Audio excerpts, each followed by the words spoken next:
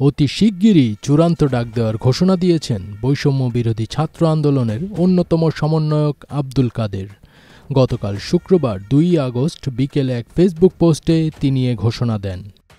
পোস্টে তিনি লিখেছেন, খুলনা, সিলেট, ঢাকায় পুলিশ আমার ভাইদের ওপর আবারও গুলি চালিয়েছে। আমরা অতি শীঘ্রই চূড়ান্ত ডাক দিচ্ছি। পরে আরেক স্ট্যাটাসে তিনি লেখেন, পুলিশ আবারও গুলি চালিয়েছে।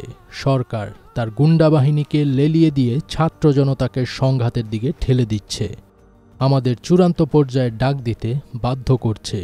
উদ্ভূত পরিস্থিতির সম্পূর্ণ দায় সরকারকেই নিতে হবে। গতকাল বৈষম্য বিরোধী ছাত্র আন্দোলনের পূর্ব ঘোষিত গণমিছিল কর্মসূচিতে রাজধানীসহ দেশের বিভিন্ন এলাকায় সংঘর্ষের খবর পাওয়া গেছে। বৈষম্য বিরোধী ছাত্র আন্দোলনের ডাকা কর্মসূচিতে গতকাল শুক্রবার দুপুর 1:45টায় গণমিছিল শুরু হয়।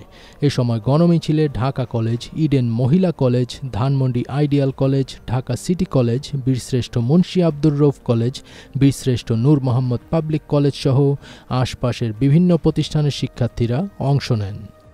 এছাড়াও এই আন্দোলনে অংশ নেন শিক্ষক, সাংবাদিক এবং আইনজীবী সহ নানা শ্রেণী পেশার মানুষ।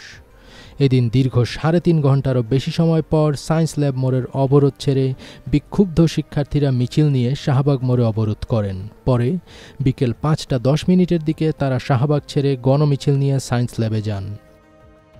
রুখে দাঁড়ালে আপনি বলেন জালিম, আপনি বলেন বিএনপি, আপনি বলেন জামায়াত।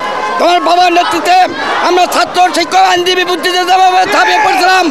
আজ দেশবাসীকে বলবো, সাইডের প্রজারা আছি, তারা তাদের ছেলে, মেয়ে, বউ নিয়ে, নাতি লইয়া ঝাঁপিয়ে পড়েন। আইনে তাদের কোথায় অধিকার দিয়েছে দেখা মাত্র আস্তে একটা মানুষকে গুলি করা, এটা কমপ্লিটলি এখন পুরো জাতির উপরে চলে গেছে।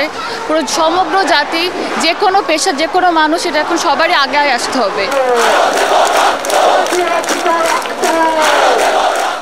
আমাদের আগামী ভবিষ্যৎ, আগামী প্রজন্ম যাতে সুস্থভাবে, সুন্দরভাবে বাঁচতে পারে, তাদের যেন স্বাধীনতা থাকে। রক্তের মূল্য দিতেই হবে। তুমি অন্যায় করবা, তোমাকে অন্যায় তোমার উত্তর দিতেই হবে। ছাত্ররা নির্বিচারে মারা যাবে, তাদেরকে গ্রেফতার করা হবে, আর আমরা ঘরে বসে ঘুমিয়ে থাকবো, এটা কখনোই হতে পারে না। তার আগে বিকেল 4:30টার দিকে কয়েক শতাধিক শিক্ষার্থী শাহবাগ মোড়ে অবরোধ করলে বন্ধ হয়ে যায় উভয় পাশের যান চলাচল।